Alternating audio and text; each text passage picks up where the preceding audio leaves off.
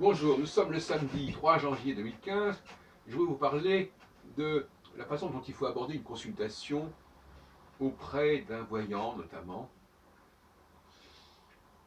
Il vaut mieux ne pas poser de questions. Je crois que ça paraît très important. Il faut absolument que le voyant vous dise ce qu'il voit, sans que vous lui posiez la moindre question sur les sujets qui vous intéressent. Parce qu'autrement, ça devient n'importe quoi. Vous dire les choses comme elles sont. Ça nous arrive de commettre des erreurs de ce genre, de dire voilà, j'ai tel problème, quelle est la réponse. Bon, alors, bon, c'est n'importe quoi. Il faut laisser le voyant vous dire ce qu'il a reçu ou ce qu'il ressent, et ce n'est que dans un deuxième temps, éventuellement, que vous pourriez lui demander des précisions. Mais j'ai remarqué à plusieurs reprises que des questions trop directes adressées à un voyant ne donnent pas des réponses intéressantes. Et en plus, on ne sait pas s'il a vraiment vu quelque chose. Il peut donc c'est voilà, le mauvais voyant, le voyant médiocre, il peut tromper son monde, il peut donner le change quand on lui pose des questions. Parce que justement, toute la question de la voyance, c'est de nous dire ce qui va se passer et qui n'est pas forcément ce qu'on attend. Si vous arrivez en disant voilà, j'ai le choix entre X, Y, Z solution ou X, Y personne, ben non, justement, il peut s'agir d'une personne autre que celle que vous avez en tête, une situation autre que celle que vous avez en tête. Vous savez que depuis un certain temps, je parle de la prévision de l'imprévisible, c'est-à-dire d'une situation, en astrologie en l'occurrence, une situation qui était extrêmement improbable, qui relevait du fantasme, qui relevait d'une sorte d'imaginaire. Je citais l'autre jour le retour de De Gaulle en 58. C'est complètement invraisemblable, quelque part. Ce personnage qui réapparaît comme ça avec la statue du commandeur. Bon. Eh bien ça c'est de la voyance intéressante à faire. Par contre, si on vous demande simplement de répondre sur des choses que tout le monde connaît, sur des enjeux que tout le monde connaît, sur des protagonistes que tout le monde connaît, et qui sont là en action, bon, là on retombe dans le journalisme en quelque sorte. On retombe, oui, quelqu'un qui va vous dire, dans la psychologie. Voilà. Non, il ne faut pas. La règle du jeu dans le domaine de la voyance, c'est de ne pas exposer son cas. L'autre jour, je suis allé voir justement une tarologue et je n'ai pas procédé correctement. Et d'une façon générale, je me souviens que j'ai fait plusieurs fois cette erreur de poser une question en disant qu'est-ce qui va arriver avec cette personne-là.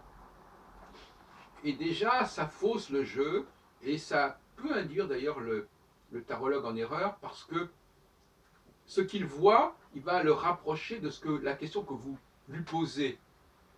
Or, si ça se trouve, ce qu'il voit n'a rien à voir avec la question que vous lui posez. Ça va par exemple être une nouvelle personne que vous allez rencontrer, mais comme vous lui avez posé une question sur une personne donnée, il va dire c'est cette personne-là, etc., etc. Donc, il y a un mode d'emploi des voyants, des médiums, voire des astrologues, qui implique, à mon avis, de plus en plus de laisser le praticien prévoir l'imprévisible. Euh, je crois que ça devient un mot clé, l'imprévisible, c'est-à-dire ce que je n'ai pas forcément en tête, ce qui n'est pas forcément attendu, que ce soit d'ailleurs en bien ou en mal. Vouloir circonscrire, d'ailleurs c'est intéressant, parce que quelque part, elle a une peur. Je ne veux pas qu'on me parle de choses que je n'ai pas prévues. Je ne veux pas qu'on me dise des choses qui ne sont pas dans mon champ de vision. Voilà. Et à ce moment-là, on contraint le voyant à se limiter au sujet que nous avons en tête. Alors que justement, ce qui nous intéresse, c'est de savoir ce que le voyant a en tête, lui, de son côté, et qui pourrait éventuellement être une surprise. il faut absolument laisser le voyant au pied du mur et le voir agir et le voir s'exprimer, et non pas lui souffler des réponses, ou en tout cas lui souffler des problématiques. Ça, je crois que c'est vraiment le péché originel de la consultation, c'est la question. Euh, c'est vrai qu'il y a certaines... Bon, on parle par exemple de l'astrologie questionnaire. Bon, oui, non, il faut... Alors, le problème, si vous voulez, c'est que dans bien des cas, ce que la personne voit, elle ne le voit que par rapport à cette question.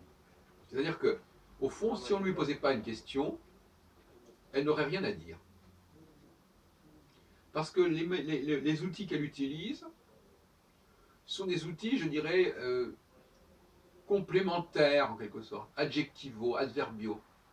C'est-à-dire que qui vont qualifier une situation que vous lui fournissez, mais qui ne sont pas en eux-mêmes capables de déterminer la situation en tant que telle. Donc c'est comme si je disais, c'est beau, c'est pas beau, mais quoi? Ah ben c'est la question que vous m'avez posée. Alors par rapport à donc si vous me posez la question sur tel sujet, je répondrai beau ou pas beau. Mais quoi? Donc ces gens-là nous parlent du comment et non pas du quoi. Si vous posez une question, on vous répond dans le comment. Comment ça va se passer avec sur ce sujet-là. Et beaucoup de mauvais tarologues sont des gens qui sont uniquement dans le comment. Et dans le comment par rapport à la question que vous posez, par rapport aux gens que vous lui signalez. Ce qui fait que dans la pratique de la vie réelle, ce n'est pas d'une grande utilité.